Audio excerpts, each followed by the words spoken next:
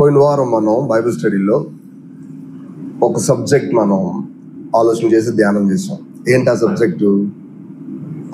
దేని గురించి మాట్లాడుకున్నాం? జోసెఫ్ చెప్తారు. దేని గురించి మాట్లాడుకున్నాం పోయిన వారం?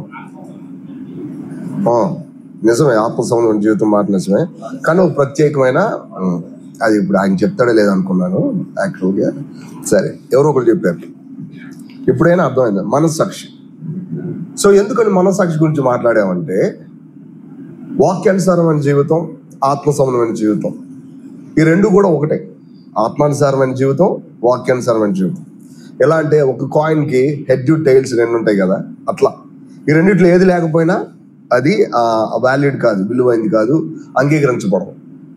ఆత్మ అంటే మీ లోపల కనపడింది, బట్ స్టిల్ మనం సెన్స్ చేస్తూ ఉంటాం. వాక్యం అంటే ప్రూవ్ చేయబడింది, అంటే నిరూపించబడింది. ఈ రెండు విషయాలు గుర్తుపెట్టుకోవాలి. వాక్యం అంటే నిరూపించబడిన ఆత్మ అని అర్థం. ఆత్మ అంటే ఒక మాటలో వాక్యం యొక్క మూలం అని అర్థం. వాక్యం యొక్క మూలం ఆత్మ, ఆ ఆత్మ యొక్క నిరూపణ వాక్యం. ఈ రెండింటికి చాలా జాగ్రత్తగా అర్థం చేసుకోవాలి. అందుకే చూడండి, వాక్యానుసారంగా ఉన్నావా అనే పదానికి అర్థం ఏంటంటే నువ్వు నిరూపించేవా ఆత్మ సంబంధమైన జీవితం అని దాని అర్థం. అంతేగాని మనకు తెలిసిన ఓ వాక్యాన్ని పట్టుకొని మన మెదడుతో దాన్ని ఇంటర్ప్రిట్ చేసి వివరించి నేను వాక్యానుసారంగా ఉన్నానులే అనుకుంటే కాదు. ఓల్డ్ టెస్ట్మెంట్లో వాళ్ళందరూ అట్లనే అనుకున్నారు. ఏమనుకున్నారు? పాపం చేస్తే ఏం చేయాలి? బలి అర్పిస్తే చాలు. ఎందుకంటే దేవుడే చెప్పాడు. ఏం చెప్పాడు? మీరు పాపం చేసినప్పుడు మీరు ఏం చేయాలి? బలి, పాప పరిహార బలి అర్పించాలి. సో అందుకని అందరూ ఏం చేస్తున్నారు? పాపం చేస్తున్నారు, బలులు అర్పిస్తున్నారు. అందుకని బలులు పెరుగుతున్నాయి, కానీ పాపం చేయకుండా ఉండగలిగే ఆ స్థాయి రావట్లేదు. అందుకే ప్రభు ఏమన్నాడు? ఈ పొట్టేళ్ళ మాంసం నేనేమైనా తింటానా? ఈ యొక్క రక్తం నేనేమైనా తాగుతానా? నాకెందుకు అది? నాకేం కావాలి? కనికరమే కోరుతున్నాను, కానీ బలిని నేను కోరట్లేదు. సో బలి వెనకాల ఉన్న ఆ సత్యాన్ని ఎప్పుడు అర్థం చేసుకోలేకపోయారు వీళ్ళు? కేవలం అక్షరాన్ని మాత్రమే పట్టుకున్నప్పుడు. చూసారా? అక్షరాన్ని మాత్రమే పట్టుకున్నప్పుడు వాళ్ళు దేవుడికి హృదయాన్ని అర్థం చేసుకోలేకపోయారు. కానీ ఎప్పుడైతే ఆత్మ సంబంధమైన జీవితం వచ్చిందో దానికి ఒక అర్థం చెప్పింది. కనికరం మాత్రమే ఇంపార్టెంట్, బలి కాదు ఇంపార్టెంట్. బలి చేశారు మన ప్రభు అయిన యేసుక్రీస్తు శిలువలో, బట్ కానీ ఆ బలి అంతట్లో మనకేం కనబడింది? కనికరం కనబడింది కదా. అది ఎంత అర్థపూరితమైన విషయం. కనికరం అంటే ఏంటి? కరుణ, కనికరం అంటే ఒకటే. ఆ కనికరం అంటే మనకి ఏ క్వాలిఫికేషన్ లేకపోయినా స్టిల్ ఆయన మనం చేర్చుకోగలం. రైట్? మనం ఆయన ఎందుకు విశ్వాసం ఉంచడము, లేదంటే కొంత మంచి చేయడము, లేదంటే కొంత నమ్మకంగా ఉండడము, ఇట్లాంటి ఏమీ లేకపోయినా, వాస్తవానికి ఏమీ లేకపోయినా ఇట్లాంటి మనం కనికరం అనే ప్రభుతో మనం సమీపంగా ఉండగలం. సో అందుకని ఆత్మ సంబంధమైన విషయం అనేది మోర్ ఇంపార్టెంట్. లేకపోతే ఏమవుతుందంటే లేఖనాన్ని పక్కదో పడతాం అనమాట. అందుకని ఆత్మ సంబంధమైన జీవితం అనే దాని గురించి ఆలోచన చేస్తున్నాం కదా. ఆత్మ సంబంధం, ఈ ఆత్మ సంబంధమైన జీవితంలో ఆలోచన చేసేటప్పుడు మానవుడు ఎన్ని భాగాలని చెప్పుకున్నాం? మళ్ళీ ఎందుకు చెప్తున్నాం అంటే మనకి అది కొట్టిన పిండి అయిపోవాలి. కొట్టిన పిండి ఏం చేస్తాం మనం? ఎప్పుడు కూడా అప్పుడు తీసుకొని వాడుకుంటాం కదా వాస్తవానికి. అంతేగా, కొట్టిన పిండి ఏం చేస్తారు? ఇంట్లో పెట్టుకున్నారు అనుకోండి, గబక్కని క్యాన్లో తీసి వాడతారు అట్లా. సో ఇప్పుడు మానవుడు ఎన్ని భాగాలు? 3 భాగాలు మానవుడు. ఒకటి దేహము, రెండవది ప్రాణము, మూడవది ఆత్మ. కొంచెం ఎటు తిప్పున్నాను, అది ఎటు తిప్పు, కొంచెం ఎటు క్రాస్గా డయాగ్నల్గా తిప్పు. రైట్, ఇప్పుడు అందరికి కనబడుతుంది కదా వాస్తవానికి. సో ఇప్పుడు అక్కడ ఉన్నటువంటి ఆ సర్కిల్స్ 3 కూడా మనం ఎవరికాళ్ళు మనలో ఎన్ని భాగాలు ఉన్నాయి? 3 భాగాలు ఉన్నాయి, 3 సర్కిల్స్ ఉన్నాయి కదా. అట్లాగే సో ఈ 3 భాగాల్లో దేహం, బయట నుంచి లోపలికి వెళ్తున్నాం. ఇప్పుడు దేహం, ఒక శరీరం, ప్రాణం, ఆత్మ. ఇలా బయట నుంచి ముందుకు లోపలికి వెళ్ళినప్పుడు దేహం, ప్రాణం, ఆత్మ. ఇప్పుడు లోపల నుంచి బయటకు వచ్చామనుకో ఎట్లా? ఆత్మ, ప్రాణ, దేహం. సో ఈ 3 మన జీవితంలో ఉన్నాయి. వాటిని మనం గుర్తుపట్టాలా. ఇది నేర్చుకోవడానికి ఒక సబ్జెక్ట్ కాదు, గుర్తుపట్టడానికి కావాల్సిన ఏర్పాటు. కూర ఎట్లా ఉండాలి, బాగుందా లేదా అని చెప్పి రెసిపీ తెలుసుకోవడం కాదు. ఏం చేయాలి? నోట్లో పెట్టి చూడాలా, అది అసలు విషయం. అట్లనే మనం ఈ సంగతిని మన అనుభవంలో చూడాలా.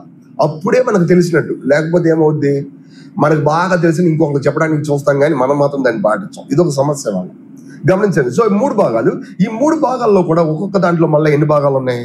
3 భాగాలు ఉన్నాయి. మానవుడు 3 భాగాలు అయితే ఒక్కొక్క దాంట్లో మళ్ళీ ఎన్ని భాగాలు ఉన్నాయి? అందుకే చూడండి, ఆ గీతలు అడ్డంగా ఎట్లా విభజించినట్టు ఉన్నాయి. అంటే ఏంటి? ఒక్కొక్కటి ఒక పోర్షన్. సో ఇప్పుడు మనం దేహం గురించి ఇప్పుడు ఆలోచించాల, ప్రాణం గురించి పెద్దగా ఆలోచించాల, కానీ దేని గురించి ఆలోచిస్తున్నాము? ఆత్మ గురించి ఆలోచన చేస్తున్నాం. కాబట్టి ఆత్మలో 3 భాగాలు ఉన్నాయని చెప్పుకున్నాము. ఆ 3 భాగాల్లో మొన్న ఏ సబ్జెక్ట్ గురించి మాట్లాడాం? మనస్సాక్షి. ఆత్మలో 3 భాగాలు ఏంటంటే, ఒకటి మనస్సాక్షి, రెండోది అంతరంగిక జ్ఞానం, మూడోది ఆరాధన లేదా సహవాసం అనే 3 ఫంక్షన్స్ ఉంటాయి. వీటిని 3 కర్తవ్యాలు అని చెప్పొచ్చు. కర్తవ్యాలు అంటే ఏంటి తెలుసా? అవి చేయకుండా ఉండలేదు, అది దాని అర్థం. కర్తవ్యాలు ఈ 3.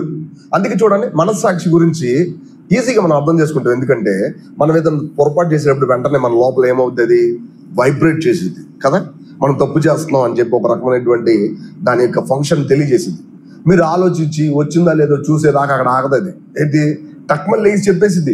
అది లేచిన తర్వాత మనకు అర్థం అవుద్ది మనం పొరపాటు చేస్తున్నామేమో అని. చాలాసార్లు చూడటానికి తప్పుగా అనిపించలా, అలాగే మనుషులందరితో మంచిగా అనిపించింది, కానీ స్టిల్ ఇది లేచింది అనుకోండి, దాని అర్థం ఏంటో తెలుసా? తప్పు చేసినట్టే గుర్తుపెట్టుకోవాలి. మనకి మంచిగానే ఉంది, మనమేం తప్పు చేయాలి. ఉదాహరణకి దావీదు ఉన్నాడు అనుకోండి. దావీదు ఊరియాని చంపించేటప్పుడు, బత్షెబతో పొరపాటు చేసేటప్పుడు అతనికి తప్పు అనిపించలా. మనుషులందరూ కూడా యుద్ధానికి వెళ్ళారు. సంవత్సరం అయిన తర్వాత నాతాను అనే ప్రవక్త వచ్చి చెప్పినప్పుడు మాత్రం ఏమైంది? తన మనస్సాక్షి లేచి చాలా తప్పు అని చెప్పుకొని ఏమయ్యాడు? అతను బలహీనుడే, చాలా దేవుడి సన్నిధిలో తన పాపాన్ని ఒప్పుకున్నాడు. సో అందుకని మనస్సాక్షి ఎప్పుడు రిలేటెడ్గా దేవుడి యొక్క రక్తంతో రిలేటెడ్ అవుతుంది. ఈ విషయాన్ని ఎన్నడూ మర్చిపోకూడదు. మనం మనస్సాక్షి ఎప్పుడైతే లేచిందో వెంటనే మనం ఏం చేయాలి? ప్రభు సన్నిధిలో ఒప్పుకోవాలా, దాన్ని విడిచిపెట్టకూడదు. ఇది ఏముంది ఇట్టనే చేస్తుందిలే అనుకోకూడదు. వెంటనే మనం ఏం చేయాలి? ప్రభు యొక్క రక్తంలో కడుక్కోవాలా. అట్లా కడుక్కోవడం వలన మన మనస్సాక్షి మన మీద దోషారోపణ చేయడం అనే విషయంలో తగ్గి ఉంటుంది. అప్పుడు మనకు ధైర్యం ఉంటుంది. ఒకవేళ మన మనస్సాక్షి మన మీద దోషారోపణ చేస్తుంటే దేవుడి సన్నిధిలో మనకి ఎక్కడుంది ధైర్యం? లేదు కదా. దేవుడు మన మీద సన్నిధిలో మనకి ధైర్యం లేదు. అది మొదటి యోహాను పత్రికలో చూస్తాం. సో ఇప్పుడు మనస్సాక్షి గురించి మనం చూసాం కొంత బ్రీఫ్గా. ఇప్పుడు మనం ఈరోజు చూసేది ఏంటిది? అంతరంగిక జ్ఞానం. జ్ఞానం అనే పదం మనకు బాగా తెలుసు, బాగా చిరపరిచయం. జ్ఞానం అంటే ఏంటి? ఉదాహరణకి జ్ఞానం అంటే ఏంటి? విషయాలు గ్యాదర్ చేయడం కదా, తెలుసుకోవడం, కొత్త సంగతులు తెలుసుకోవడం. మీరు పేపర్ చదవండి, జ్ఞానం వచ్చింది. లేదంటే పలానా చదవండి జ్ఞానం వచ్చింది. కానీ నిజానికి ఇంకా లోతైన అర్థం ఉంది అక్కడ. కానీ వాస్తవానికి బయటికి మన మధ్యలో మాట్లాడుకునేది మాత్రం ఏంటంటే ఆ కొత్త విషయాలు తెలుసుకోవడం. ఒక మాటలో కల్చర్ విషయం తెలుసుకోవడం, సొసైటీ గురించి తెలుసుకోవడం, మనకున్నటువంటి స్కిల్స్ గురించి తెలుసుకోవడం, ఎలా మాట్లాడాలో కమ్యూనికేషన్ గురించి తెలుసుకోవడం, ఇట్లాంటి ఎన్నో. అన్నీ కూడా ఎక్కడి నుంచి వస్తాయి? తెలుసుకోవడంలో నుంచే, జ్ఞానంలోంచి వస్తాయి. కానీ ఈ జ్ఞానం బయట నుంచి వచ్చే జ్ఞానం కాదు. ఇదేం జ్ఞానం? అంతరంగిక జ్ఞానం. ఆ పదం చెప్పబడింది. మనకి ఈజీగా చూడగానే అర్థమయ్యేది కాదు ఇది వాస్తవానికి. ఇది ఎలాంటి జ్ఞానం? లోపల నుంచి వచ్చే జ్ఞానం. ఉదాహరణకి మన ఆత్మే లోపలికి ఉంటుంది అన్నిటికంటే ముందుగా. కానీ ఆత్మలో ఇంకొకటి ఉంది, ఇదేంటంటే అంతరంగిక జ్ఞానం. దీని పని ఏంటంటే దేవుడికి వర్తమానాన్ని స్వీకరించడం. ఎంతసేపు దేవుడు నీ దగ్గర నుంచి ఏం కోరుకుంటున్నాడో అది చెప్పడం. మనస్సాక్షి చేసే పని ఏంటి? దేవుడికి విరోధంగా నువ్వు ఎక్కడున్నావో చెప్పడం, దేవుడికి విరోధంగా ఎక్కడున్నావో చెప్పడం. కానీ ఇప్పుడు ఈ అంతరంగిక జ్ఞానం చేసే పని ఏంటి? దేవుడు నీ దగ్గర నుంచి ఏం కోరుతున్నాడో చెప్పడం వాస్తవానికి. సో ఇప్పుడు అంతరంగిక జ్ఞానం దేవుడి సన్నిధిని వివేచించడం దాంట్లోనే ఉంటుంది, తెలుసుకోవడం దాంట్లోనే ఉంటుంది. అట్ ద సేమ్ టైం ఆత్మ సంబంధంగా తీవ్రంగా ఉండడం అనే పదాలు అందులోనే ఉంటాయి. ఆత్మ సంబంధంగా చాలా ప్రేమ కలిగి ఉండడం అనేది కూడా అందులోనే ఉంటుంది. ఇంకా అదే సమయంలో ఆత్మ సంబంధంగా కొంత గద్దింపు ఇవ్వడం అనేది కూడా అందులోనే ఉంటుంది. ఆత్మ సంబంధంగా ప్రేమ, ఆత్మ సంబంధంగా పంచివ్వడం, ఆత్మ సంబంధంగా దేవుడికి సత్యాన్ని తెలుసుకోవడం, ఈ సంగతులన్నీ కూడా ఇందులోనే ఉంటాయి. కానీ ఒకటి గుర్తుపెట్టుకోవాలి, ఇవన్నీ కూడా మన ఆత్మలో ఉన్నాయి. చాలా సింపుల్గా మనం ఇక్కడి నుంచి తీసుకోకూడదు. ఎప్పుడు ఎందుకు ఈ మాట చెప్పబడుతుందంటే మానవులు ఎప్పుడు జీవించు ప్రాణి అని రాయబడింది. ఏంటది? మానవులు జీవించు ప్రాణి. ఎందుకు ఆ మాట రాయబడిందంటే దేవుడు మానవుని చేసినప్పుడు నేలమంటితో నరుడిని బాడీ చేశాడు. నేలమంటితో నరుడిని బాడీని చేసి ఆయన నాసిక రంధ్రంలో ఏం చేశాడు? జీవవాయువు ఊదగానే ఈ ఆత్మ ఈ మట్టి రెండు కలిసిపోలేదు. ఆ రెండు ఎన్నడూ కలిసి ఉండవు. ఆ రెండు ఎన్నడూ మ్యాచ్ కావు. ఆ రెండు ఒకదానితో ఒకటి చట్టపలసిన ఎప్పుడు తిరగవు. వాటి మధ్యలో ఇంకొకటి రావాలి. ఏంటది? ప్రాణం అనేది రావాలి. నేను చెప్పాను కూడా ఎగ్జాంపుల్గా, గిలక లాంటిది, బావిలో నీళ్లు తీసినప్పుడు గిలక లాంటిది అని చెప్పాను. అది ఇటు దేహంతో సంబంధం కలిగి ఉంటుంది, ఇటు ఆత్మతో సంబంధం కలిగి ఉంటుంది. సో ఆత్మ సంబంధం సంగతులన్నీ ప్రాణం తెలుసుకుంటుంది. తెలుసుకొని దేని మీద చేపించింది? అది దేహం మీద చేపించింది. అందుకే చూడండి, మనం లోపల నిర్ణయిస్తాము, ఆ తర్వాత దేహంతో పని చేస్తాం కదా. కానీ వాస్తవానికి ఏం చేయాలి? మనం ఆత్మ సంబంధంగా ఒక విషయాన్ని తెలుసుకోవాలి, అది ప్రాణం, మరి దాన్ని జాగ్రత్తగా అర్థం చేసుకోవాలి, ఆ తర్వాత దేహం మీద చెయ్యాలి. ఇది అసలు జరగాల్సిన విషయం. ఆత్మలో ఒక విషయం మొదలవ్వాలి, అంటే లోపల మొదలవ్వాలి, ప్రాణం దాన్ని తెలుసుకోవాలి, దేహం దాన్ని చెయ్యాలి. ఇది సీక్వెన్స్, ఇది క్రమం. దేవుడు మనల్ని చేసినటువంటి విషయం. కానీ తప్పిపోయిన మనుషుడు తన జీవితంలో ఎంతగా తప్పిపోయాడంటే, ఆత్మ చెప్పడం మానేసింది. ఆత్మ ఎక్కడికి వెళ్ళిపోయింది? కోమాలోకి వెళ్ళిపోయింది. అందుకని దేవుడితో ఉన్న సంబంధం విషయంలో మనస్సాక్షి ఎక్కువగా దోషారోపణ చేయట్లే మన మీద, ఏదో పైన విషయాలు గమనించండి. సో ఎప్పుడైతే మరి ఆత్మ చనిపోయిందో, ప్రాణమే అన్నిటినీ లీడ్ చేసేస్తా ఉంది. అందుకే చూడండి, మన మనసులో చాలా మంది కొన్ని మ్యూజిక్స్ వింటూ ఉంటారు. ఒక లోతైన పాట, లేదంటే ఎంతో రాగబద్ధమైన పాట వినగానే కొంతమంది ఏడుస్తారు కదా, కొంతమంది ఫీల్ అవుతారు, కొంతమంది తాళం వేయకుండా ఉండలేరు. ఇట్లాంటి ఎన్నో ఉంటాయి వాస్తవానికి. ఇదంతా ఏంటంటే మనం దానికి పూర్తిగా అంటుకట్టబడిపోతున్నాం. అర్థం ఏంటో తెలిసే, ఒక ప్రాణం తన లోతైన స్థాయిని బయలుపరిచినప్పుడు ఇంకొక ప్రాణం దాన్ని ఈజీగా పట్టేసుకుంటాం కదా. మా ఇంటి పక్కన ఒక చిన్న పిల్లోడు ఉన్నాడు. ఆ పిల్లోడిని వాళ్ళమ్మ మా దగ్గర ఉంటున్నాడు కదా అని చెప్పి చాలా సంవత్సరాల క్రితం జరిగింది. అక్కడ నీ బుడ్డోని ఇక్కడ పెట్టేసి ఊరెళ్ళింది ఆవిడ. చూడండి ఎంత ధైర్యం. ఎందుకంటే మా చెల్లికి ఆ పిల్లోడు బాగా అలవాటు పడ్డాడు, అందుకని ఇక్కడ ఒకసారి బాగా రోజంతా ఆడుకున్నాడు. ఊరిని బయట తీసుకెళ్ళి వాళ్ళ ఇంటి చూసాడు. ఇలా చూడంగానే వాళ్ళ అమ్మ గుర్తొచ్చేసింది. గుర్తురాగానే వాళ్ళ అమ్మ కోసం వెతుకుతున్నాడు. వెంటనే ముఖ కవలికలు మారిపోయాయి. ఒక రకమైనటువంటి ఏడవలేదు, ఒక లోతైన ఒక ఆత్మ సంబంధం విషయాన్ని బయట రిలీజ్ చేశాడు అబ్బాయి. మా చెల్లి చూసి తట్టుకోలేకపోయింది. అది ఎంత బాధపడ్డాడు అన్నయ్య అని చెప్పి. ఇప్పుడు ఇది నిజమే, సర్వసాధారణమే కదా. ఎవరైనా ఆ విషయాన్ని చూస్తే, విరిగి నలిగిన హృదయాన్ని చూసినప్పుడు వెంటనే మనం ఏమవుతాం? నిజంగా బాధపడతాం. అతను ఎంత తప్పు చేశాడు పక్కన పెట్టండి, అతను లోతుగా పశ్చాత్తపడేటప్పుడు అది ఎంత బాగా మనకి తాకింది కదా. సో ఇప్పుడు విషయం ఏంటంటే, మానవులు ఆత్మ సంబంధం విషయాన్ని పక్కన పెట్టి ఒక మాటలో ప్రాణ సంబంధమైన సంగతులన్నింటినీ విడుదల చేసేటప్పుడు ఇంకొక ప్రాణం ఈజీగా అర్థం చేసుకుంటాం.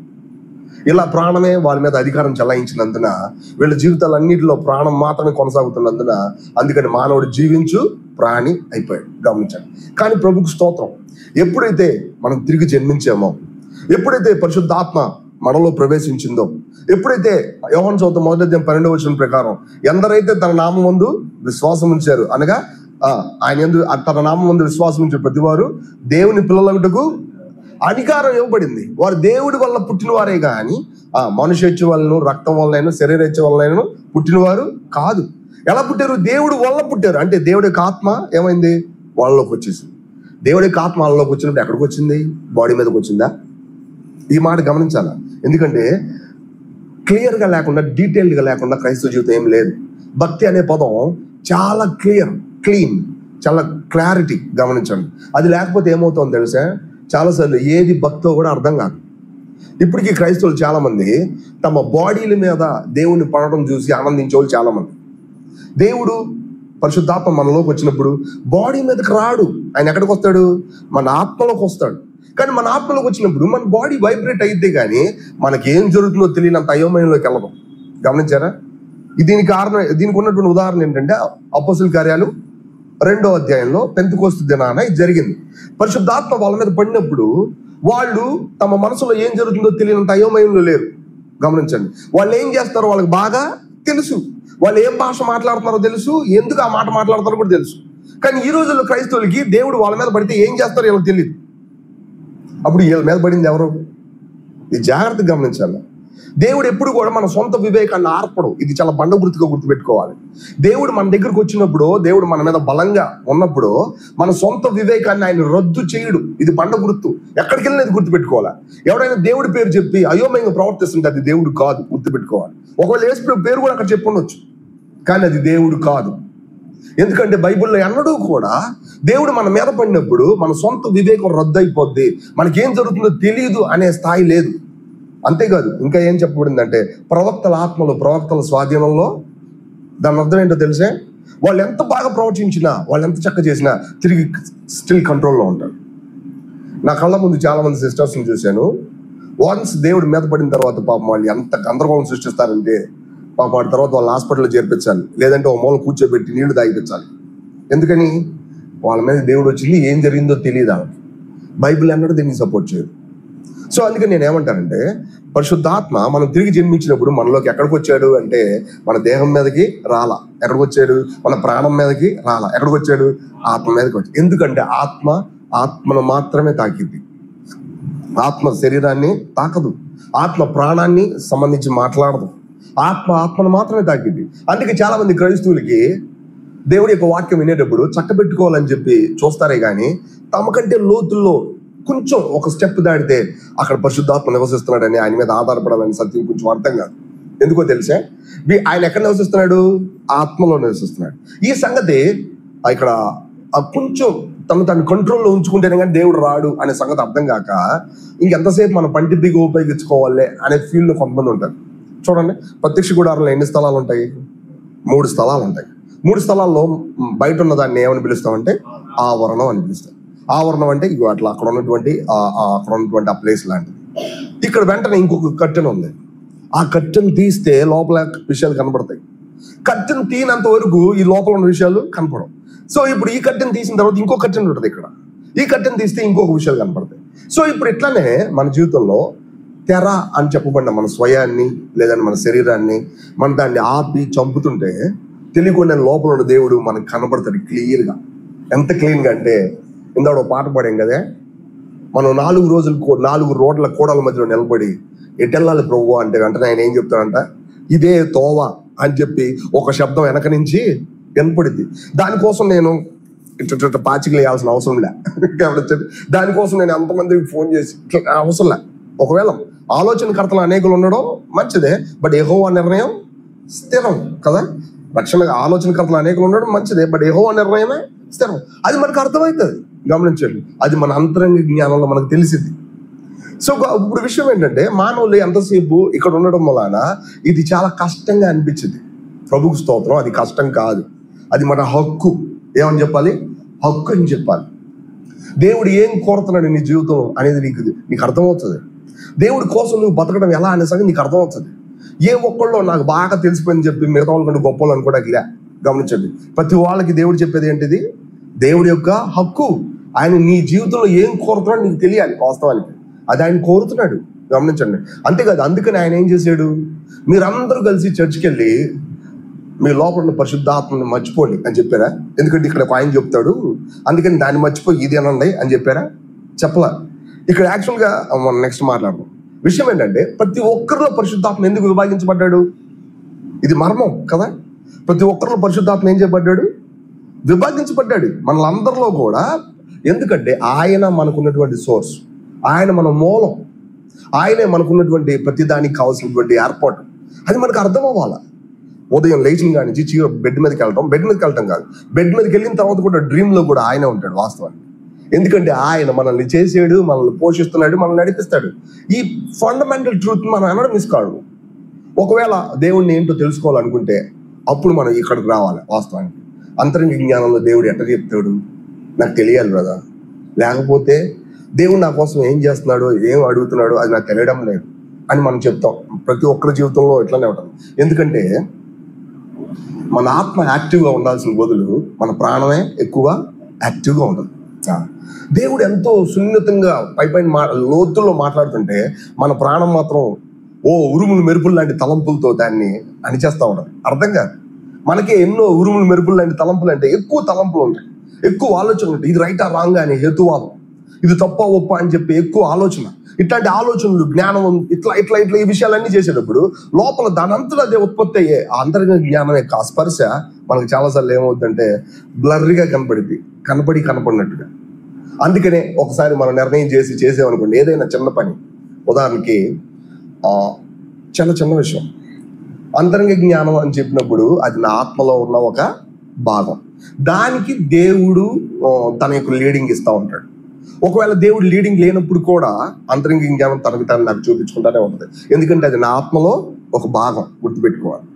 సపోజ్ నేను ఇక్కడి నుంచి అటు వెళ్తున్నాను అనుకోండి, వెళ్ళేటప్పుడు ఈ పుస్తకం పట్టుకెళ్ళు అని చెప్పి నీ మనసు చెప్పింది అనుకోండి, మనసే అనుకుంటాం వాస్తవానికి, కానీ మనసు కాదు. ఎంతో చక్కగా మనతో కలిసి బతికే మన ఆత్మ అది వాస్తవానికి, గమనించండి. అక్కడికి వెళ్ళిన తర్వాత ఇది పట్టించుకోకుండా మళ్ళా దానికోసం ఏం చేస్తుంది తెలుసా, ఇక్కడికి వస్తాం. ఈ చిన్న విషయం ఎవరు చెప్తున్నారు అసలు? ఈ చిన్న విషయం ఉదాహరణకి ఒక గాడ్ సర్వెంట్ అన్నాడు, ఒక రోజు విజిటింగ్కి వెళ్తుంటే ఆయన కిచెన్లోకి వెళ్ళి కత్తి తీసుకెళ్ళమని చెప్తున్నారంట ఎవరు. గమనించండి, ఏం చెప్తున్నాడు, కిచెన్లోకి వెళ్ళి పెద్ద కత్తి తీసుకోమన్నాడు. కత్తి తీసుకెళ్తాం ఏంటి అని అనుకోలేదు ఆయన. దేవుడు చెప్పాడు నాకు తెలియదు అని చెప్పి కత్తి తీసుకెళ్ళి లోపల పెట్టుకున్నాడు. ఎవరు? ఐజక్ గారే, మన కర్మేల్లో ఉన్న ఐజక్ గారు. ఆయనతో నేను సన్నిహితంగా ఉండేవాడు కొంచెం. అయితే ఆయన వెళ్తా ఉంటే పల్లెటూరుకి వెళ్ళేటప్పుడు అప్పుడు ఎడ్లు బండ్లు ఉన్నాయి. ఆ ఎడ్డు బండ్లు ఒక ఒంటెద్దు బండి గుంటలో పడి ఆ ఎద్దుకున్నటువంటి ఆ తాడు వలన ఈ బండి అట్లా లెగిసిపోతే ఎద్దు లెగిసి నిలబడి ఆలాడుతుందంట. దానికి ఉన్నటువంటి అదే అక్కడ ఉంటది కదా, ఒక మాటలో దానికి వేస్తారు, దాన్ని ఏమంటారు మనకు తెలియదు, బంధం ఉంటది కదా, ఈ మెడకు తగిలి అక్కడ అది ఎలాడుతూ ఉండి అది కష్టపడుతుంటే ఈయన చూసి వెంటనే ఒక ఆయనకి కత్తిచ్చి వెళ్ళి దాన్ని కోయమన్నాడు. చూడండి, వాస్తవానికి ఆయన చెప్తాడు, అది ఎందుకంటే జరిగింది అంత పెద్దగా నాకు తెలియదు. ఎవరు చెప్పారు ఆ విషయం? నేనేం భవిష్యత్తుని చూడలే, కానీ ఈయన ఏం చేసేది తెలుసా, తన లోపల తన ఆత్మ ఏం చెప్తుందో అది చేశాడు.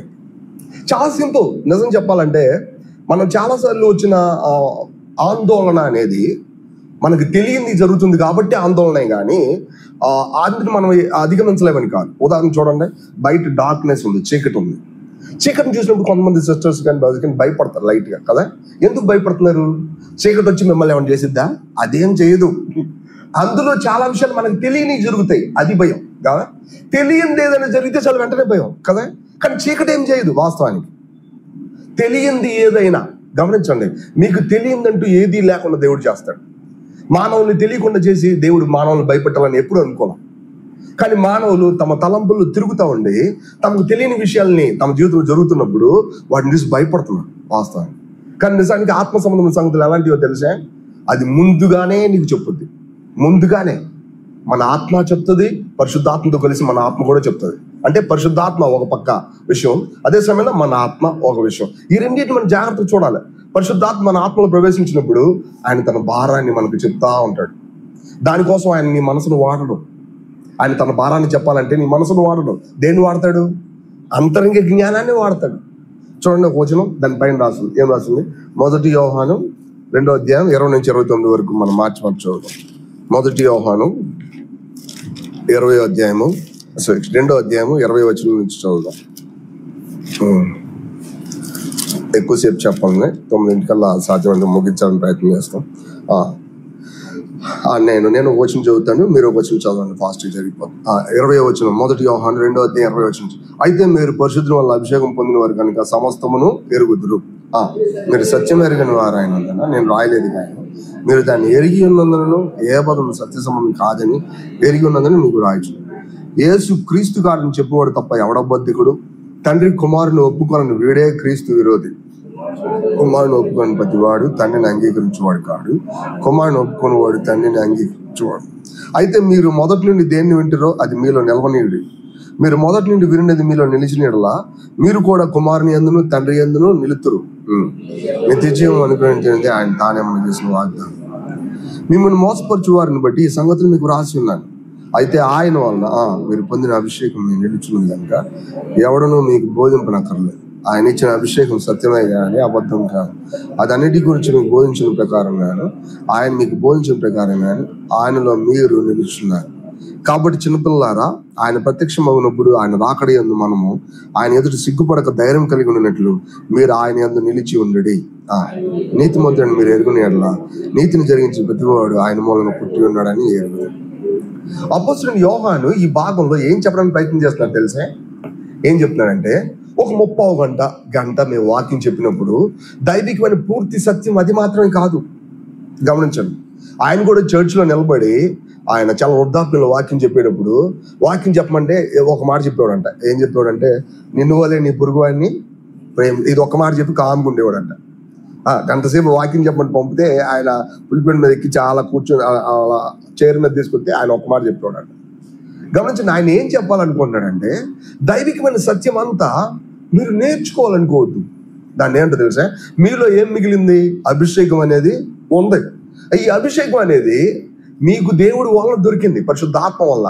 ఆ అభిషేకం మీకు బోధిస్తుంది. యాక్చువల్గా మీకు బోధించినప్పుడు మీకు ఎవరో బోధించాల్సిన అవసరం లేదు.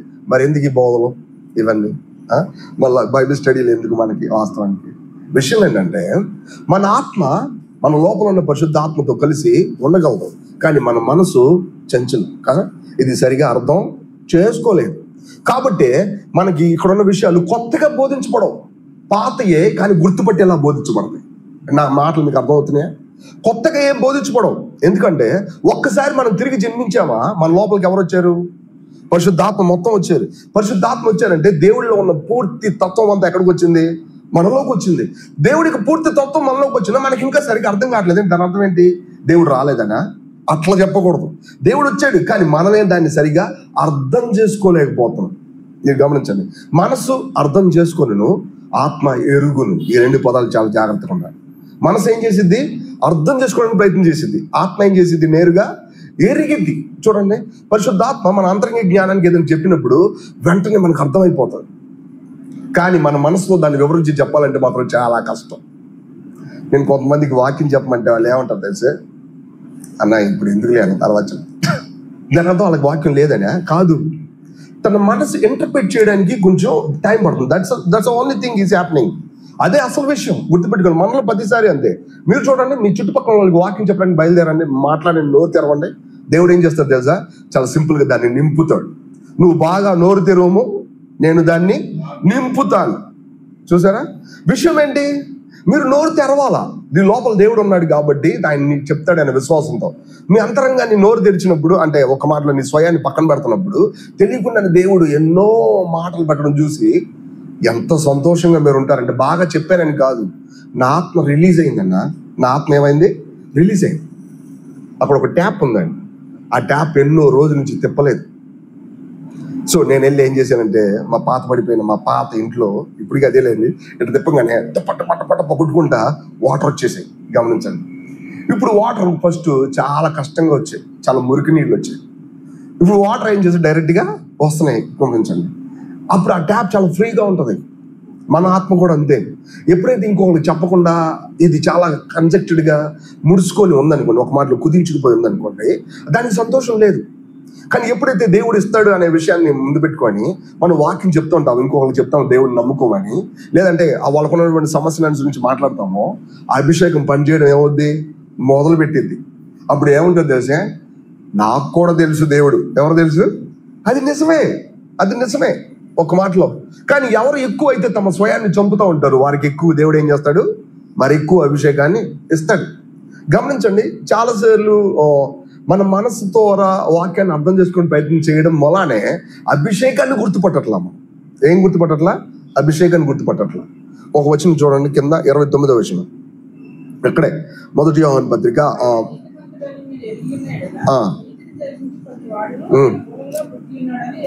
వాస్తవానికి నీతి అనే పదం అసలు ఈ పోర్షన్లో ఎందుకు రాశాడా అని మనం ఆలోచించాలి.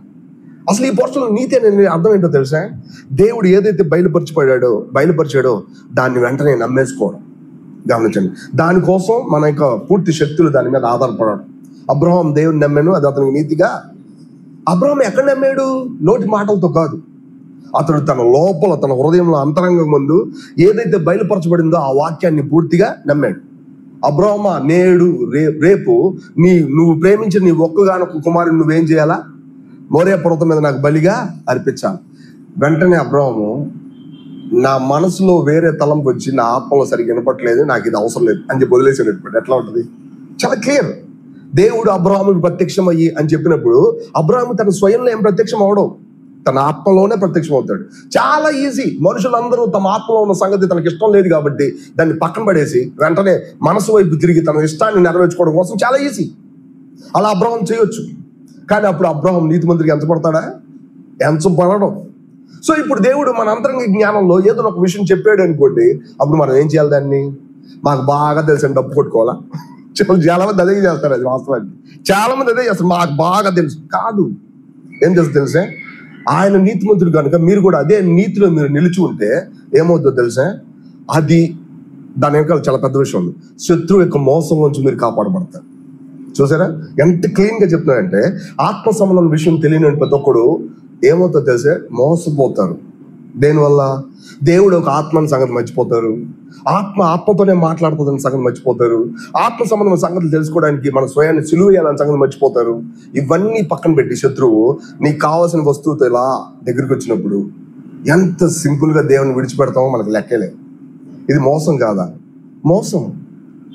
మీరు గమనించండి, బైబిల్లో జాగ్రత్త చదివితే యెహోవా ప్రవక్త అని పేరు చెప్పుకుంటా తప్పుడు మాటలు చెప్పిన వాళ్ళు చాలా మంది ఉన్నారు. దేవుడే చెప్పాడు క్లీన్గా, ప్రవక్తలు తప్పుగా ప్రవచిస్తారని కూడా ఆయన కూడా చెప్పాడు. ఎందుకని? ప్రవక్తలకి అది రైట్ అనిపించింది. వాళ్ళని అడగని మీరు తప్పు చెప్పారంటే లేదు కరెక్టే చెప్పామంటారు. కానీ వాళ్ళకి ఏమనిపించింది తెలుసా? కరెక్ట్ అనిపించింది. కానీ నువ్వు ఎలా తెలుసుకుంటావు? మరి నువ్వు ఎలా తెలుసుకుంటావు? నీ ఆత్మలో దేవుడికి వాక్యం రిలీజ్ అయ్యేటప్పుడు ఇది కరెక్టే, ఇది అవును అని చెప్పే ఒక సౌండ్ మనలో ఉత్పత్తి అవుద్ది. ఇది మనలో ఉన్నటువంటి ప్రతి వాక్యాన్ని ముద్రేసిద్ది. అవును, ఆమేన్ అని. కొత్తగా నేర్చుకోవడానికి ఏం లేదు. ఈరోజు చాలాసార్లు బోధలు ఏమవుతుందో తెలుసా? కొత్తగా ఆత్మ సంబంధం జీవితం చేయాలంటే 7 పాయింట్లు చెప్తాను. అట్లా ఏం చెప్తావు? నువ్వు ఉదయాన్నే లెగాలి, మంచిదే, తప్పు కాదు, అందుకని దాన్ని తీసుకుంటారు. 1 గంట సేపు అని దేవుడి వాక్యం చదవాలి, అది తప్పు కాదు, ఆ మాట చదవండి. ప్రార్థన చేయాలి 1 గంట సేపు, అది కూడా తప్పు కాదు. కానీ ఇవన్నీ చేస్తున్నా దేవుడికి నడిపింపేది తెలియట్లా. మళ్ళీ ఏంటని అర్థం? మనం అక్కడ ఉన్న పర్సన్ తాకట్లా, మనం పద్ధతులను ఫాలో అవుతున్నాం. అట్లా ఫాలో అయ్యేటప్పుడు దేవుడికి సన్నిధి మనకి అసలు పరిచయం కానే కాదు. దేవుడికి సన్నిధి నీ హృదయాన్ని ఎంత తెరుస్తావు అనే దాని మీద ఆధారపడింది, కానీ నువ్వెంత క్రమశిక్షణగా ఉంటావు అనే దాని మీద ఆధారపడలేదు. ఇది ఎంత సింపుల్ కదా. మన పిల్లలు ఎంతో గౌరవంగా మన నాన్నగారు తండ్రి గారు అని పిలుస్తూ దగ్గరికి రావట్లేదు అనుకోండి, మీరేమంటారు? ఎంత పద్ధతిగా ఉన్నారు అంటారా? నేను నీకేం చేశారా, నా దగ్గరికి రారా, నా మీద కూర్చోరా, లేదా నాతో అంటావా లేదా? నువ్వు గబక్కన ఎదిగిపోయాడు మా మేనల్డు, నన్ను చూడంగానే దాక్కుంటున్నాడు అనుకోండి, అప్పుడు నేనేమన్నా నీకు నేనేం చేశాను, నువ్వు దగ్గరికి రావచ్చు కదా అంటాం. వాస్తవానికి చిన్నప్పుడు మరి మీద పడ్డవాడు, ఇప్పుడు ఏంటి పెద్దవాడు అయిపోయావు, ఇంకేమి? అప్పుడు ఎంత బాధ వాస్తవానికి. గమనించండి, దేవుడితో మన మనసు లేదా దేవుడు మన విషయంలో అట్లనే ఉంటాడని సంగతి గుర్తుపెట్టుకోవాలి. కానీ ఒకటి గుర్తుపెట్టుకోవాలి, నీ మనసులో ఏది రైటో అది కాదు, నీ అంతరంగ జ్ఞానంలో ఏది కరెక్టో అది. ఏం సింపుల్గా ఒక మాటలో అన్ని విషయాల్లో దేవుడు ఇప్పుడే మనకు చెప్పకపోయినా మనం చేసే విషయాల్లో ఎంతో సున్నితంగా కదిలే ఆ కదలిక మనకే తెలుసు. కొన్నిసార్లు చేసిన తర్వాత నాకు తెలుసన్న తప్పు అని చెప్తుంది కానీ చేశా, మనమే చెప్తాం కదా. ఇంకో కొన్నిసార్లు నాకు తెలుసు అందుకే నేను ఇది చేశా, క్లియర్గా చెప్తారు. దాని అర్థం ఏంటి? వాళ్ళ ఆత్మ దేవుడి ద్వారా బయలుపరచబడుతుంది. అది ఎంత విషయం, గొప్ప సంగతి. రైట్, నెక్స్ట్ ఇంకోటి ఏంటది? వివేచన. 2వ పాయింట్లో ఏం రాస్తుంది? వివేచన. అది కూడా అదే భాగంలో ఉంటుంది. చూడండి, ఆత్మ సంబంధమైన జీవితం, అంతరంగ జ్ఞానం అంటేనే వివేచన. ఈ రోజుల్లో వివేచన అంటే క్రిస్టియన్స్ మధ్యలో లేదా క్రైస్తవ బోధకుల మధ్యలో అది ఒక పెద్ద విషయం. అసలు ఒక ఆత్మ మీద పడేటప్పుడు అది అవునా కాదా అనే సంగతులు చాలా చెప్పాలి. అది వివేకం కలిగి ఉండాలి. ఈ వివేకం ఎట తయారవుద్దంటే, పాస్టర్ గారికి తగినట్టుగా మాట్లాడితే చాలు, అది ఆత్మ సంబంధమైన విషయమే. పాస్టర్ గారు తగినట్టుగా మాట్లాడకపోతే ఇది దురాత్మ. వెంటనే ఏం మాట్లాడతారు? దురాత్మ. ఇది నిజం. పెద్దోళ్ళకి తగినట్టుగా మాట్లాడితే చాలు, వెంటనే ఏమవుతుంది? అది మంచి వివేకం, చాలా బాగా చేశారు అని రాస్తున్నాను. వాళ్ళకి కనుక ఏదైనా ప్రతికూలంగా ఉందనుకో, వెంటనే ఏమవుతుంది తెలుసా? దాన్ని దురాత్మ. గమనించండి, ఇదేమి పెద్ద సంగతి ఏం కాదు. మన లోపల చాలాసార్లు ఒక విషయాన్ని తప్ప ఒప్ప అని నిర్ణయించడానికి మన మెదడును ఉపయోగిస్తాం ఈజీగా కదా. సౌకర్యాలు ఉన్నాయా, లేదంటే వసతులు ఉన్నాయా, లేదంటే సంగతులన్నీ కూడా మనం అనుకున్నట్టు వస్తున్నాయా, ఇట్లా మనం ఆలోచించి ఇప్పుడు బాగుంటుంది అని అనుకుంటాం. ఉదాహరణకి నేనేం చేస్తానంటే, బెడ్ బాగా క్లీన్ చేస్తాను. ఫస్ట్ ఇంటికి వెళ్ళగానే చక్కగా క్లీన్ చేసి చక్కగా ఫ్యాన్ కింద పెడతాను. ఇంకా మంచం నిద్ర రాదు. కాబట్టి ఏం చేయాలి? నిద్ర రాదు. నేనేం చేస్తాను? అంత క్లీన్గా పెట్టుకుంటాను, కానీ నిద్ర రాదు. ఇప్పుడు నేనేం చేయాలి? పక్క ఎలా ఉందని పక్కన పెట్టి ముందు నువ్వు దేవుడి సన్నిధిలో మరి ఎక్కువగా ప్రార్థన చేయి. ఏం చేయాలి? మరి ఎక్కువగా ప్రార్థన చేయి. నువ్వు ఇట్లా చేసేటప్పుడు నీ హృదయం తెరవబడిద్ది. ఇప్పుడు పక్క నీట్గా ఉందా లేదా అని ఫస్ట్ చూసినట్టు చూడడం, ఇంకా ఏం చేస్తాం? నిద్రపోవడం అండి. విషయం అది. మనం వివేచించాలంటే దానంతటా ఉత్పత్తి అవ్వాలా. నువ్వు కూర్చొని రాయడం కాదు, ఇది తప్పు ఇది ఒప్పు అని గుర్తుపెట్టుకోవాలి. ఇది తప్పు ఇది ఒప్పు. నువ్వు కూడా ఆత్మ సంబంధ వివేకం ఎప్పుడు కూడా దానంతటా ఉత్పత్తి అవుద్ది, గుర్తుపెట్టుకోవాలా. మనం ఒకసారి ఈ విషయాన్ని మనం తెలియకుండా నీతిని అనుసరించి ప్రభు మీద ఆధారపడతా మనం వచ్చామంటే ఇక్కడ జరుగుతుంది ఏంటి అనేది మనకి క్లియర్గా అర్థమైపోతా ఉంటుంది. లేకపోతే ఏమవుతుందో తెలిసే, మన సొంత తెలివితేటలు ఉపయోగించి వివేచించాలా, అది అంత కష్టం. నాకు కొన్ని బోధలు ఏంటి నిజంగా బాధగా ఉంటుంది. ఎందుకో తెలిసే, రాత్రంతా కష్టపడి ఎంత చక్కగా ఆ వాక్యాన్ని ప్రిపేర్ చేస్తారు తెలుసా. చాలా చక్కగా పాయింట్లు వైజ్గా ప్రిపేర్ చేస్తారు. ఎన్నో వందల వచనాలు అందులో ఉంటాయి. వాస్తవానికి ఈ వచనాలన్నిటిలో ఎంత హార్డ్ వర్క్ చేశారా అనిపించింది. కానీ దాని వెనకాల ఏముండదో తెలుసా, దైవికమైన జీవం అనేది, అతని యొక్క అనుభవం అనేది అందులో కనపడదు. మత్తయి రాసిన సువార్త ఎందుకు రాశారు, మార్కు సువార్త ఎందుకు రాశారు? దేవుడికి వాక్యమే, కానీ మత్తయి తనకున్న ఆత్మ సంబంధం ఎక్స్ప్రెషన్ రాశాడు కదా. ఇక్కడ కూడా మనకు కూడా అంతే. వాస్తవానికి దేవుడికి వాక్యమే. స్టిల్ నేను దేంతో కలపాలి దాన్ని? నా అనుభవంతో కలపాలా. నా అనుభవంతో కలపలేకపోతే నా వాక్యాన్ని నేను చెప్పడానికి పనికిరాను. మత్తయి రాశాడు, ఏమని చేశాడు? ఇమ్మాన్యుయేల్ అని పేరు పెట్టడం, యేసు ప్రభు అని పేరు పెట్టడం రెండు ఒకటే అని రాశాడు. ఏం రాశాడు? కన్యక గర్భవతి అయి కుమారుని కనును, అతనికి ఏమని పేరు పెడతారు? ఇమ్మాన్యుయేల్ అని పేరు పెట్టారు. ఎక్కడ రాస్తుంది? యెషయా గ్రంథం 9వ అధ్యాయంలో ఆ మాట ఉంది. బట్ స్టిల్ కానీ మత్తయి తన సొంత ఆత్మలో వివేచించి అతను ఏం రాశాడు అక్కడ? యేసు అని పేరు, ఇమ్మాన్యుయేల్ అని పేరు దాదాపుగా ఒక్కటే అని రాశాడు. ఇది మనం చెప్పగలం అసలు? వాక్యానుసారం అని ప్రతి ఒక్కరు దీన్ని అసలు ఒప్పుకుంటారా? ఎవరైనా? ఎవరు ఒప్పుకోరు. ఇక్కడ ఏం జరుగుతుంది?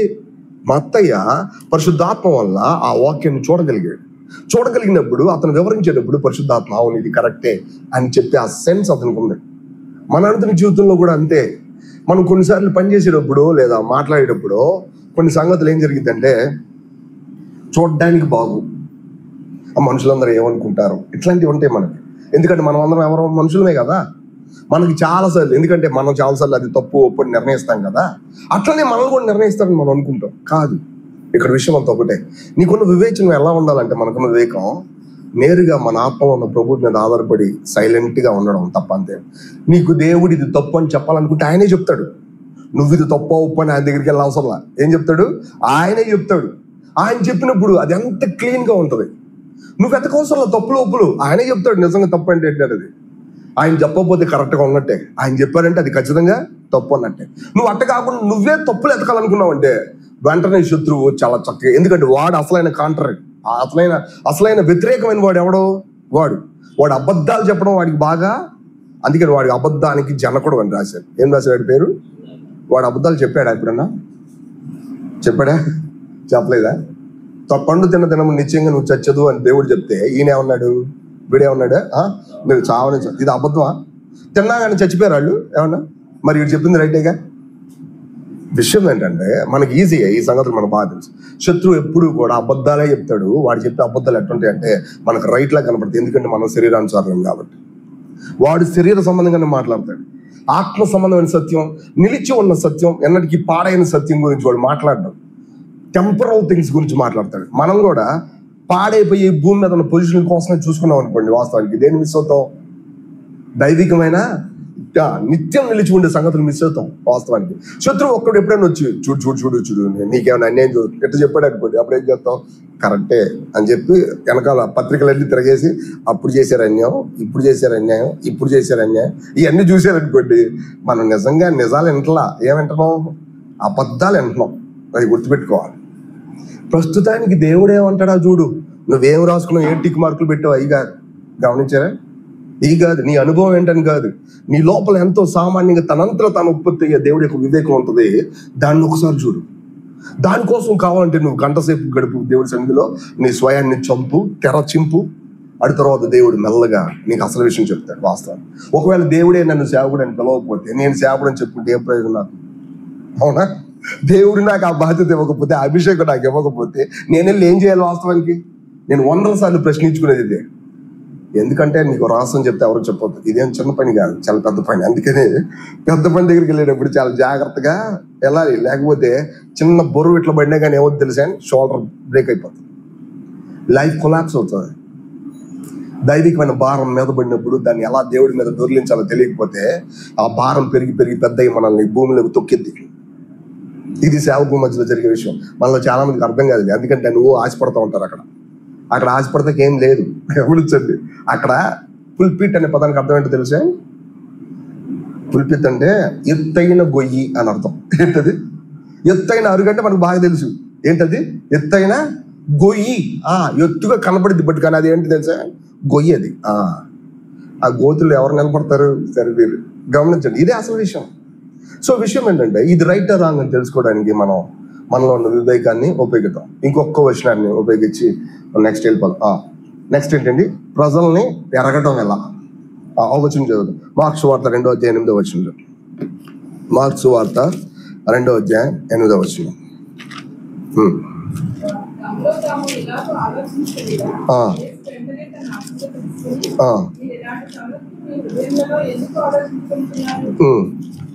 చూసి చదవండి.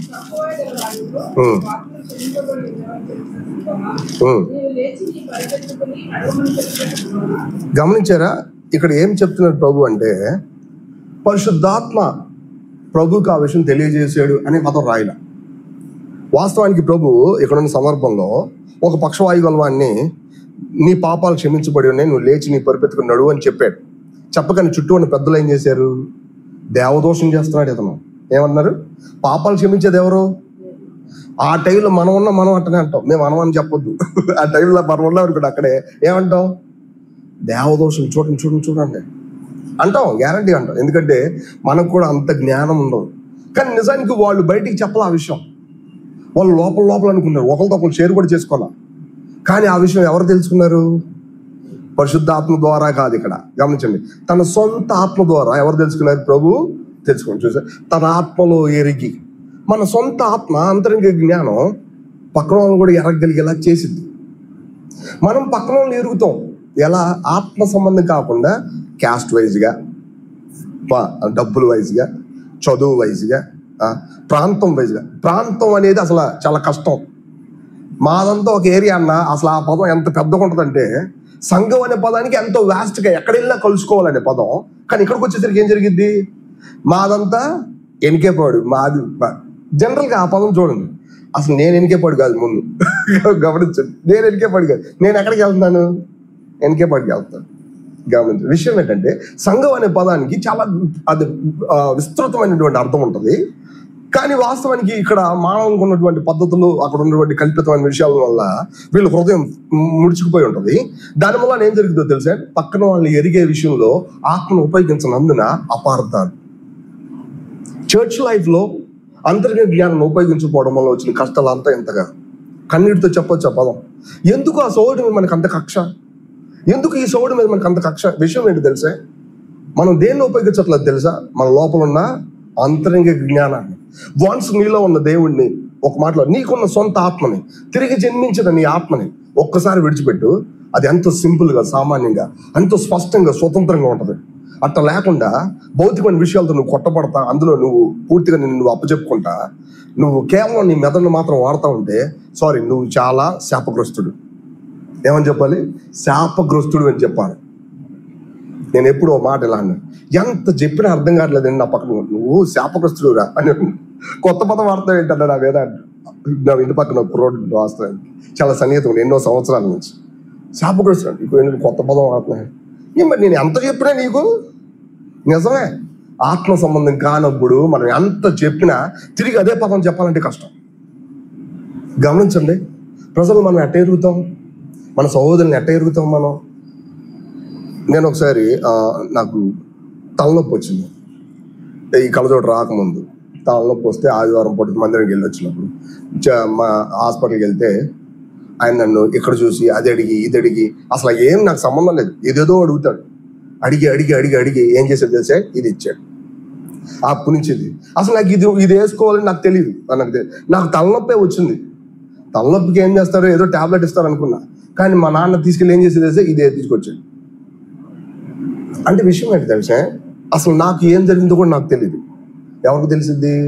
డాక్టర్ తెలుసు, అసలైన డాక్టర్ తెలిసింది. ఈ డాక్టర్ నా రోగాన్ని కుదురుస్తాడు. కానీ నేను రోగం యొక్క కుదురుపు యొక్క డాక్టర్ మాట ఎన్ననుకోండి, అప్పుడు నేను ఎంతకాలం ఇది లేకుండా తలనొప్పితోనే బాధపడుతూ ఉంటాను. గమనించారా? విషయం అంతా ఇదే. నువ్వు ప్రజలను ఎట్ట ఎరుగుతావు? అసలు నీకు ప్రజలు ఎలా తెలుసు? నీ సహోదరులు నీకు ఏం తెలుసు? నీకు నీ సహోదరుల గురించో లేదా ఎవరి గురించో మీకు తెలుసో లేదో, ఎంతో ఉన్నతంగా చదువుకున్నటువంటి సహోదరుడికి అదే జ్ఞానం, ఏమాత్రం చదువు లేనటువంటి ఆమెకు కూడా అదే జ్ఞానం. ఎంతో సింపుల్గా తనలో ఉన్న పరిశుద్ధాత్మ ఇది రైట్ రాంగ్. చాలాసార్లు రక్షించబడ్డాం అంటానికి రుజువు ఏంటో తెలుసా? సహోదరులను చూడంగానే మన లోపల ఏమవుద్ది? సంతోషం వచ్చింది కదా. సహోదరులు వాళ్ళు క్రిస్టియన్స్ అని తెలిస్తే చాలు సంతోషం వచ్చింది. ఇప్పుడు కొంతమంది తయారయ్యారు, ఏంటి తెలుసా? వీళ్ళు అసలు రానికూడదు, వీళ్ళు లేకపోతే అట్ట చేయరు. వాళ్ళ మీద జాలిపడు. వాళ్ళు ప్రభు బిడ్డలే, వాళ్ళు చెప్పాల్సింది చెప్పు. కానీ నువ్వు వాళ్ళని అడ్డగిస్తున్నావు. అసలు నువ్వెక్కడ ఉన్నావు? నువ్వు చాలా కుదించబడ్డావు. భక్సింగ్ గారు ఇదే చెప్తారు. భక్సింగ్ గారు చాలా వాక్యం చెప్పేటప్పుడు చాలా మంది డినామినేషన్ అందరూ కూడా భక్సింగ్ గారు వాక్యం అనడానికి వచ్చి ఇక్కడ ఉండిపోయారు, ఇంక తిరిగి వెళ్ళట్లా. అప్పుడు ఈ పాస్టర్ గారు అందరూ ఏం చేశారు తెలుసా? భక్సింగ్ గారి మీద ఒక పెద్ద రూమర్ తీసుకొచ్చారు. భక్సింగ్ గారు గొర్రెల దొంగ అని రాశారు. ఏం చెప్పారు? భక్సింగ్ గారు మా గొర్రెలన్నింటినీ దొంగిలిస్తున్నారు. ఈయనేమన్నాడు తెలుసా? మీ గొర్రెలు మా పచ్చికంతా దొంగిలించి నీ తినేసినాయి అని చెప్పాడు ఈయన. విషయం ఏంటి? సంగతి అంతా ఒకటే. నీ లోపల ఉన్నటువంటి విషయము ఏంటో నీకు క్లియర్గా అయితే నువ్వు కూడా భక్సింగ్ గారితో కలుస్తావు. నీ పని నీకు ఉంటుంది, కానీ నువ్వు ఎవరితో కలిసి ఉంటావు? భక్సింగ్ గారితో కలిసి ఉంటావు. కానీ భక్సింగ్ గారితో కలవకుండా భక్సింగ్ గారి మీద నువ్వు ఇంకో మాట చెప్తున్నావు అంటే భక్సింగ్ గారికి ఉన్న దర్శనం ఎవరికి లేదు? నీకు లేదు. ఇది సమస్య.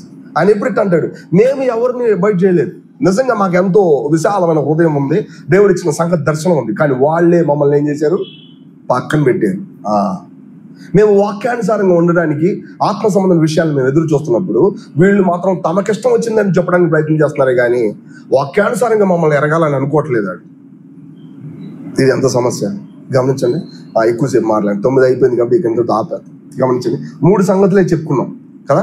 మొట్టమొదటి సంగతి ఏంటి? అభిషేకం. ఈ అభిషేకం గురించి ఏం మాట్లాడామంటే, అభిషేకం ఎక్కడ ఉంటుంది? మనలోనే నిలిచి ఉంటుంది. పరిశుద్ధాత్మ ఎప్పుడైతే మనలో ప్రవేశించాడో అప్పుడు మనలో నిలిచి ఉంటుంది. కానీ నిలిచి ఉన్నటువంటి అభిషేకం మన అంతరంగ జ్ఞానానికి బయలుపరుస్తూ ఉంటుంది. సత్యాన్ని బయలుపరిచేటప్పుడు చాలాసార్లు మోసంలోంచి తప్పించబడకుండా మన మోసంలో కొనసాగడానికి కారణం ఏంటంటే మన స్వయాన్ని చింపకుండా లేదా స్వయాన్ని అణచకుండా చంపకుండా మనం అలా కొనసాగిపోవడం.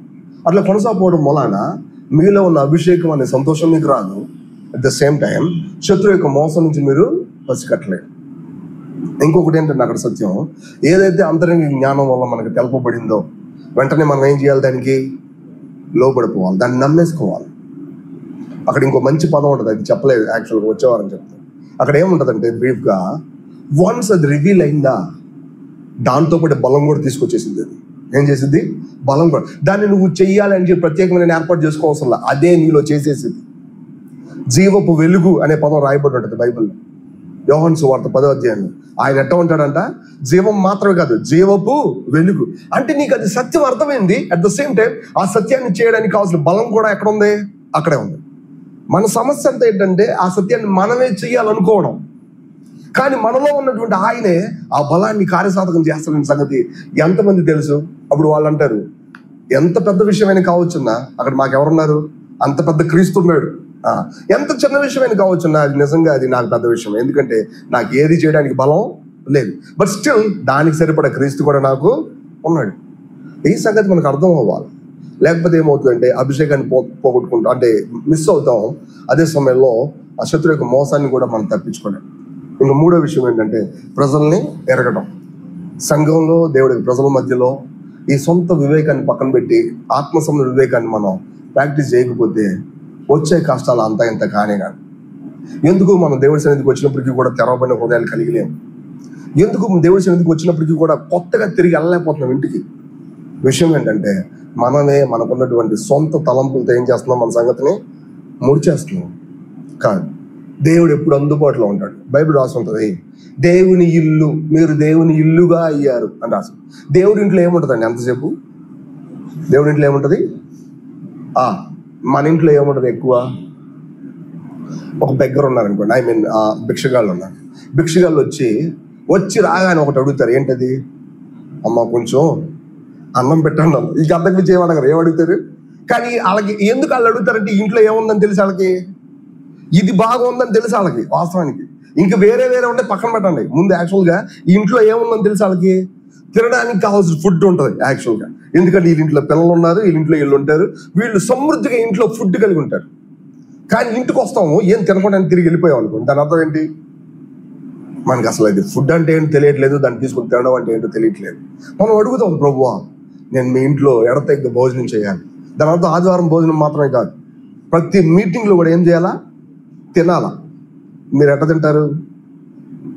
ఇలా నోట్లో పెట్టుకొని తీసి పక్కన పెట్టేస్తారా? అట్లా ఎవడైనా చేస్తారు? అసలు నోట్లో వేసి నవ్విలి దాన్ని మింగుతారు. దాని అర్థం ఏంటంటే వాక్యం ఎక్కడికి వెళ్ళిపోయింది? లోపలికి వెళ్ళిపోయింది. మనం లోపలికి తీసుకోవడం తెలుసుకుందాం. లోపలికి తీసుకోకుండా ఉంటే కనుక శత్రువు మనల్ని ఎంత మోసం చేస్తాడో దానికి అంతమే లేదు. దేవుడు వాక్యాన్ని తీసుకున్నామో లోపలికి, అది మనలో పనిచేయడం చూస్తాం. మన అనుదిన జీవితంలో గుర్తుకు రావడం చూస్తాం. మన అనుదిన జీవితంలో మనల్ని నడిపించడం చూస్తాం. అనుదిన జీవితంలో శత్రువు యొక్క ప్రతి మోసం నుంచి అది కాపాడడం చూస్తాం. అదే పౌలు, అదే పేతురు అన్నాడు. ఇంతకంటే స్థిరమైన ప్రవచన వాక్యం మనకుంది. అదేంటో తెలుసా? చీకటి కల ప్రతి చోట మిమ్మల్ని ఏం చేస్తుంది? వెలిగిస్తుంది. నువ్వు తప్పులోకి వెళ్ళినా అక్కడ నేను వెలిగించేది ఎవరో తెలుసా? ఆ వాక్యం. ఎన్నోసార్లు ఆశ్చర్యపోతాను నేను యాక్చువల్గా. నా తలంపుల్లో నాకే తెలియకుండా వేరే ట్రాక్ పడుతున్నప్పుడు అక్కడ దేవుడు నిలబడి ఏం చెప్తాడు తెలుసా? ఇది నువ్వు కాదు, నువ్వెందుకు ఎక్కడికి వచ్చావు, నువ్వు అక్కడి నుంచి వెనక్కి రావడం మనకు తెలిసింది. యాక్చువల్గా మన ఆత్మ సంబంధం జీవితం అంటే ఏంటో మనకు కొద్దిగా పరిచయం అవుతుంది. మన లోపల ఉన్న మన స్నేహితుడితోనో మన ప్రభుతోనో కలిసి మాట్లాడటం నేర్చుకున్నాం. ప్రార్థనలో కూడా ఆయన మీద ఆధారపడతాం. చిన్నదానికి ఆధారపడతాం, పెద్ద దాని మీదకి ఆధారపడతాం. అట్లా మనుషుల్ని ఎరగలిగేలాగా ఆయన తన వివేకాన్ని మనకిస్తాడు. సో ఈ 3 విషయాలు నేర్చుకున్నాం. వీటి గురించి మనం నెక్స్ట్ ఉన్న విషయాలు నెక్స్ట్ బైబిల్ స్టడీ మనం నేర్చుకుంటాం. సో వీటి గురించి ప్రార్థన చేసుకొని మనం ఈ మీటింగ్ ముగించుకుందాం. ప్రార్థన సాగర్ చేస్తాం.